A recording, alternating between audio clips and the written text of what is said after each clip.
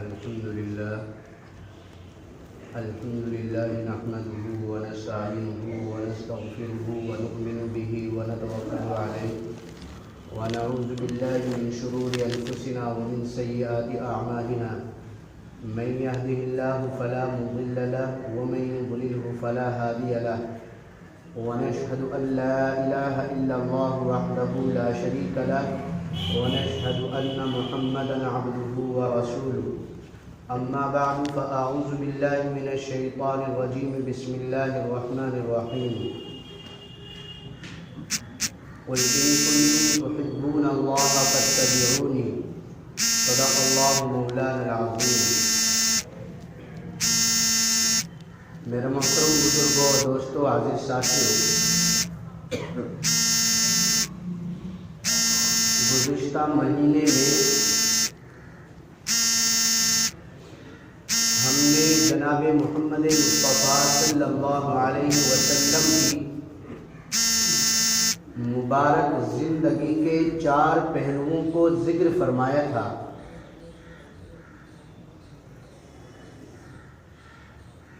آپ کی زندگی کے ان 4 پہلوؤں کو ذکر کرنے کے بعد ان کا جو نتیجہ ہونا چاہیے وہ یہ ہے کہ کس طریقے سے ہمارے اندر یا ہماری آنے والی نسلوں کے اندر حضور پاک صلی اللہ علیہ وسلم کی محبت اور آپ کا عشق کیسے پیدا ہو. تو حضور اکرم صلی اللہ علیہ وسلم کا عشق اور آپ کی محبت اپنے اندر اور اپنی آنے والی نسلوں کے اندر پیدا کرنے کے لیے علامہ اقبال علیہ الرحمہ نے 3 باتیں ذکر فرمائی ہیں. ہمارے حضرت پیر ذوالفقار صاحب نقشبندی دامت برکاتہم العالیہ نے 8 چیزیں بیان فرمائی، لیکن اگر ان کو اکٹھا کیا جائے تو وہ 3 چیزوں میں سمٹ سکتی ہیں. تو 3 باتیں ایسی ہیں جو ہمیں اپنے اندر بھی اور اپنے آنے والی نسلوں کے اندر بھی ضرور پیدا کرنی چاہیے. اس سے حضور صلی اللہ علیہ وسلم کی ہمارے نسلوں کے اندر محبت پیدا ہوگی،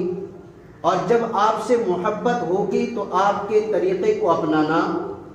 غیروں کے طریقے سے ہٹ جانا،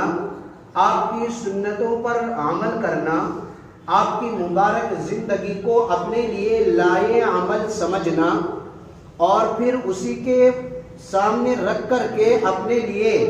مستقبل اور فیوچر کے لائے عمل اور ٹارگیٹ تیار کرنا، یہ ہمارے لیے آسان ہو جائے گا اور ہماری نسلوں کے لیے آسان ہو جائے گا. اس لیے ان 3 باتوں کو ضرور ذہن میں رکھیں. نمبر 1، سب سے پہلی بات یہ ہے کہ اپنی نسلوں کو کثرت کے ساتھ درود شریف پڑھنا سکھائیں. کثرت کے ساتھ اپنی نسلوں کو حضور پاک صلی اللہ علیہ وسلم پر درود شریف پڑھنا سکھائیں. اس کا لازمی نتیجہ یہ ہوگا کہ حضور صلی اللہ علیہ وسلم کی محبت اور آپ کا عشق ہماری نسلوں کے اندر، آنے والی نسلوں کے اندر، موجودہ نسلوں کے اندر اور خود ہمارے اندر حضور صلی اللہ علیہ وسلم کی محبت پیدا ہوگی. اس لیے اس نے کہا نا کہ من احب شیئا اکثر من ذکرہ، کہ جب کوئی کسی سے محبت کرتا ہے تو پھر بہت کثرت کے ساتھ اس کا ذکر کرتا ہے. کسی کو کسی سے محبت ہو جائے، پیار ہو جائے، تو جب ہی وہ اس کا اتنا کثرت کے ساتھ بار بار ہر جگہ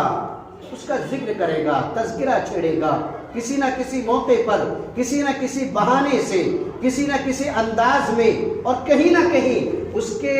کی زبان پر اس کا ذکر اور اس کا تذکرہ ضرور آئے گا. اس لیے کہتے ہیں نا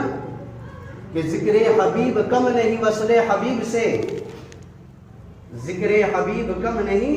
وصل حبیب سے، کہ جب انسان جس سے محبت ہو جاتی ہے، اگر اس سے ملاقات نہیں ہو رہی ہے، ملنا نہیں ہو رہا ہے اور ملاقات متوقع نہیں ہے، تو کم از کم اس کا ذکر کر کے ہی اس کو اپنے دل کو بہلا لیتا ہے۔ اسی لیے اگر ہم کثرت کے ساتھ درود پڑھیں گے تو انشاءاللہ تو اس کا لازمی نتیجہ یہ ہوگا کہ اللہ کے نبی علیہ السلام کی محبت، آپ کی عظمت اور آپ کا عشق ہمارے اندر اور ہماری نسلوں کے اندر ضرور آئے گا۔ اور پھر دوسرا فائدہ اس کا یہ ہے کہ ایک طرف تو اللہ کے نبی کا عشق پیدا ہوگا، دوسری طرف اس کی وجہ سے ہمارے گناہ بخش دیے جائیں گے، اور تیسرے یہ کہ اس کی وجہ سے ہمارے درجات بلند ہو جائیں گے۔ خود اللہ کے نبی علیہ السلام نے ایک حدیث پاک میں ارشاد فرمایا کہ ذکر عندہ فلیصلی علیہ، کہ جس شخص کے سامنے میرا ذکر آئے، میرا نام آئے، تو اس کو چاہیے کہ وہ مجھ پر درود بھیجے۔ وَمَن صَلَّى عَلَيَّ وَاحِدَةً صَلَّى اللَّهُ عَلَيْهِ 10 صلوات، اور جو شخص مجھ پر ایک مرتبہ درود بھیجتا ہے، اللہ رب العزت اس پر 10 رحمتیں نازل فرماتا ہے، وَحَطَّ عَنْهُ 10 سَيِّئَاتٍ، اور اس کی 10 خطاؤں اور سیئات کو معاف فرما دیتا ہے، وَرَفَعَ فِيهَا 10 درجات، اور 10 درجے اس کے بلند کر دیتا ہے۔ کتنا بڑا فائدہ!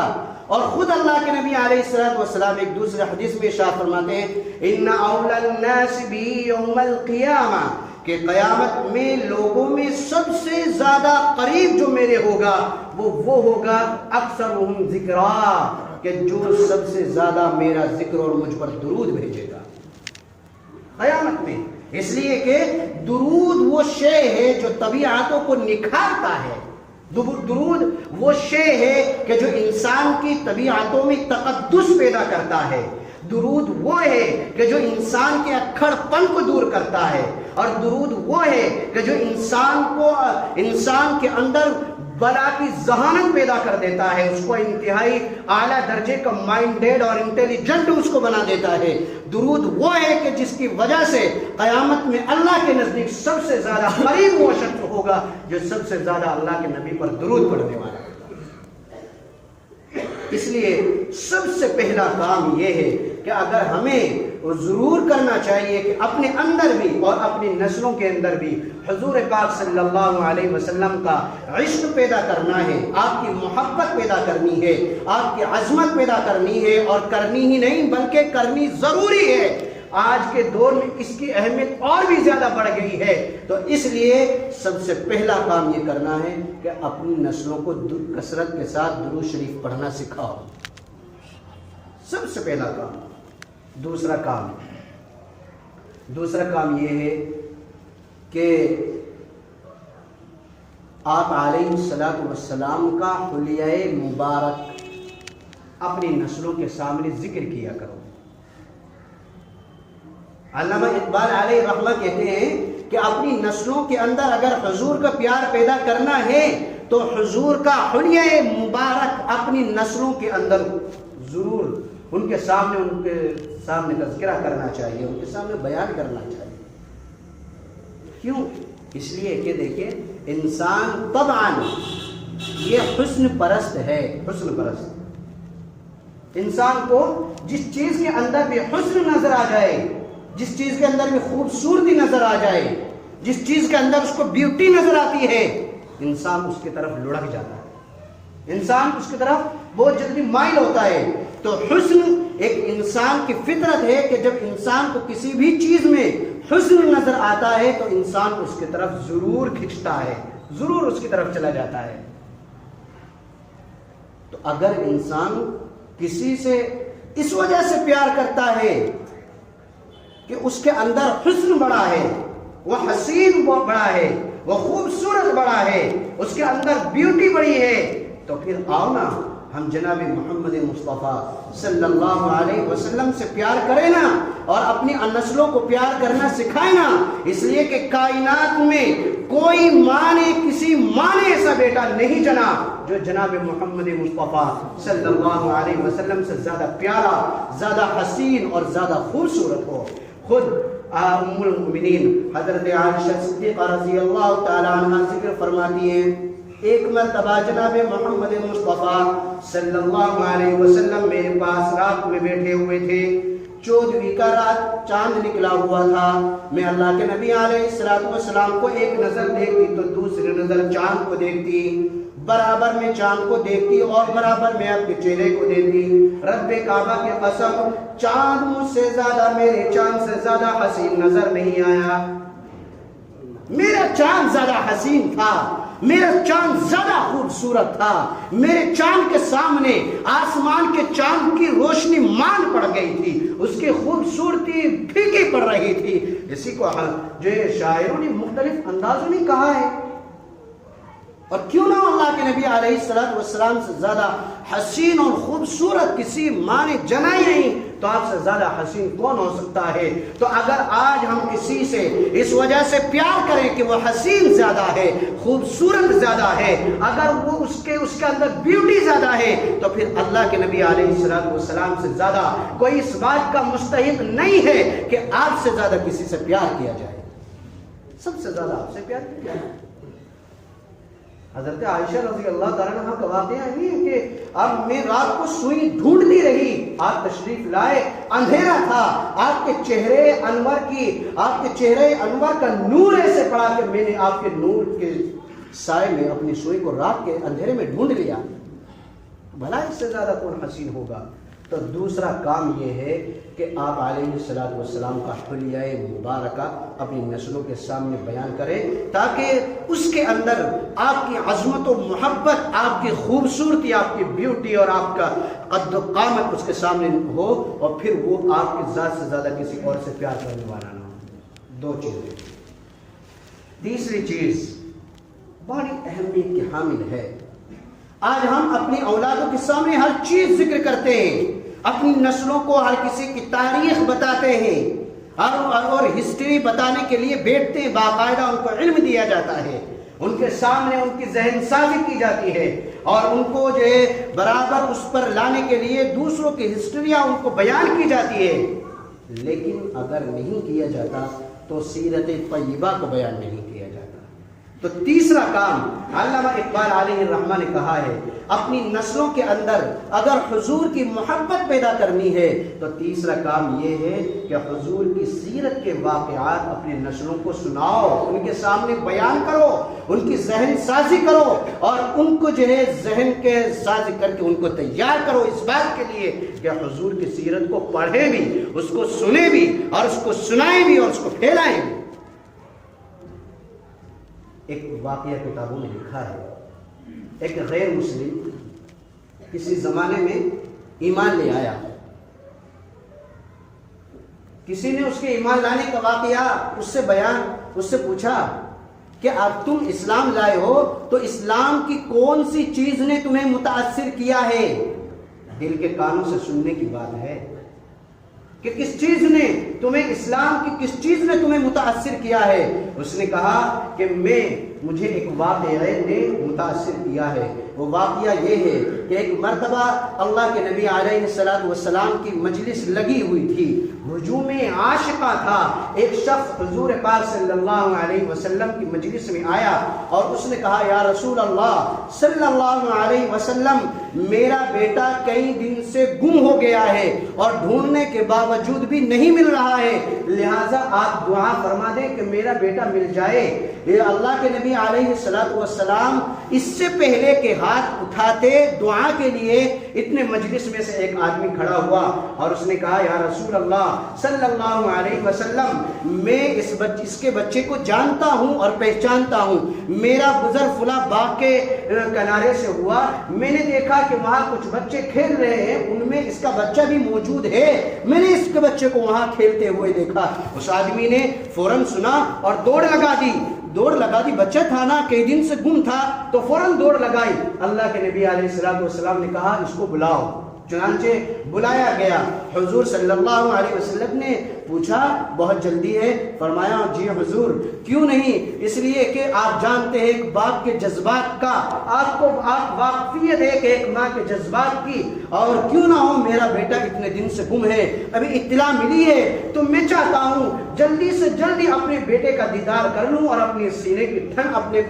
کو ٹھنڈک دے دوں، کیوں نہ ہو؟ اللہ کے نبی علیہ السلام نے ارشاد فرمایا کہ ٹھیک ہے تم جاؤ، میں تمہیں روکتا نہیں ہوں اور روکنے کے لیے تمہیں بلایا بھی نہیں ہے، لیکن تم ایک بات سن لو، ایک بات میری یاد رکھ لو کہ تم جب باغ کے کنارے جاؤ تو باغ کے کنارے جس وقت جاؤ تو تم دور سے کھڑے ہو کر کے اپنے بیٹے کو بیٹا بیٹا کہہ کر کے آواز مت لگانا۔ یہ ارشاد فرمایا یا رسول اللہ میرا بیٹا ہے، بھلا میں اپنے بیٹا کہہ کر کے کیوں نہ آواز لگاؤں، اس میں حرج کیا ہے؟ آپ علیہ السلام نے ارشاد فرمایا کہ اس میں حرج کوئی نہیں ہے، لیکن جو بچے کھیل رہے ہیں، جن بچوں کے ساتھ تمہارا بچہ کھیل رہا ہے، ہو سکتا ہے کہ جب تم اس کو دیکھو گے تو تمہارے دل کے اندر بلا کا رس ہے، تمہارے دل کے اندر اپنے بچے سے ملنے کی تڑپ ہے، اس کی آرزو ہے اور شوق ہے کہ تم کہیں اس کے رہتے ہوئے اپنے بیٹے کو جب بیٹا بیٹا کہہ کر کے درد بھرے انداز میں آواز لگاؤ گے تو ان بچوں میں ہو سکتا ہے کوئی یتیم بچہ بھی ہو اور جب وہ سنے گا یہ بات تو اس کو احساس ہوگا اس بات کا، اس کا دل دکھے گا کہ کاش اگر آج میرا باپ بھی موجود ہوتا تو وہ بھی مجھے بیٹا بیٹا کہہ کر کے آواز لگاتا۔ اس لیے یہ شوق اپنا گھر جا کر کے پورا کر لینا، اس لیے کہ تاکہ یتیم کا دل نہ دکھے، اس لیے بیٹا کہہ کر کے وہاں آواز مت لگانا۔ یہ ہے وہ شریعت مطہرہ، یہ ہے سیرت طیبہ کا وہ پہلو کہ جس نے ایک ایک بچے کیا، بڑے کیا، غیر کیا، اپنے کیا، رشتہ دار کیا، غیر رشتہ دار کیا، سب کے دلوں کا اتنا خیال رکھا ہے کہ اپنے کسی بھی عمل سے کسی کو کوئی تکلیف نہ پہنچے۔ اس لیے میرے بھائی ہمیشہ یاد رکھو ہماری شریعت مطہرہ کا ایک مزاج ہے اور اس نے حکم دیا ہے کہ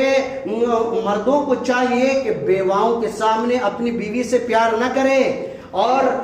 مالداروں کو چاہیے کہ غریبوں کے سامنے اپنی دولت کی نمائش نہ کرے۔ جناب محمد مصطفیٰ صلی اللہ علیہ وسلم نے تو یہاں تک کہ ارشاد فرما دیا کہ کوئی پڑوسی خوشبودار گوشت بھون کر کے اپنے پڑوسی کو تکلیف نہ دے، اس لیے کہ اگر بھوننا ہی ہے تو پھر اس میں شوربہ زیادہ کر لے تاکہ ایک کٹوری اپنے پڑوسی کو بھی پہنچا دے، اور اگر نہیں پہنچا سکتا تو پھر ایسے وقت میں وہ خوشبودار گوشت پکائے جب غریب پڑوسی کے بچے سو جائیں، اس لیے کہ اگر تمہارے گوشت کی خوشبو غریب بچوں کے منہ تک پہنچ گئی ہے اور انہوں نے اپنے گھر والوں سے مطالبہ کر لیا ہے اور وہاں ان کے ضد کرنے پر ان کو دینے کے لیے نہیں ہے، تو بتاؤ ان بلکتے ہوئے بچوں کے آنسو کون پہنچے گا؟ ان تڑپتے ہوئے دلوں کو آسرا کون بنے گا؟ ان کے تڑپتے ہوئے دلوں پر ان کی تشفی اور تسلی کے لیے کون ہاتھ رکھے گا؟ اس لیے شریعت مطہرہ نے یہ کہا ہے کہ اگر واقعی تمہیں ایسا کرنا ہے تو پھر یہ طریقے اپناؤ۔ اس لیے علامہ اقبال علیہ الرحمہ نے یہ کہا ہے کہ اگر واقعی اپنی نسلوں کے اندر حضور پاک صلی اللہ علیہ وسلم کی محبت، آپ کا عشق، آپ کی عظمت جو ہے بٹھانی ہے، ان کو تسلیم کرانا ہے، محبت پیدا کرنی ہے تو 3 کام کر لو۔ نمبر 1 کثرت کے ساتھ درود شریف پڑھو۔ نمبر 2 حضور پاک صلی اللہ علیہ وسلم کا حلیہ مبارکہ اپنی نسلوں سے بیان کرو۔ نمبر 3 سیرت طیبہ کے واقعات اپنی نسلوں کے سامنے ذکر کیا کرو، اور یہ اسی وقت ہوگا جب کہ گھر میں تعلیم ہوگی، تعلم ہوگا، سیکھنے سکھانے کا عمل ہوگا۔ جب یہ کریں گے تو انشاءاللہ اس کے بہت فائدے نظر آئیں گے۔ اور آج کے دور میں واقعی یہ حالات ہم سب کو دیکھتے ہوئے جبکہ حضور کی شان میں کس طریقے سے کیا کچھ کیا جا رہا ہے، آج سب سے زیادہ ضرورت ہے کہ اپنے آپ کو اور اپنی نسلوں کو اس سے آگاہ کرائیں، ساتھ ساتھ غیروں کو بھی، اپنے پڑوسیوں کو، اپنے ملنے جلنے والوں کو حضور پاک صلی اللہ علیہ وسلم کی سیرت طیبہ سے روشناس کرائیں، تاکہ ان کے دل میں پیدا ہونے والے غلط اشکالات و شبہات، غلط جو ہے آبجیکشن اور غلط شخصیت جو ان کے دلوں میں چلی گئی ہمارے رویوں کی وجہ سے، وہ صاف ہو جائے۔ اللہ تعالی ہم سب کو کہنے اور سننے سے زیادہ عمل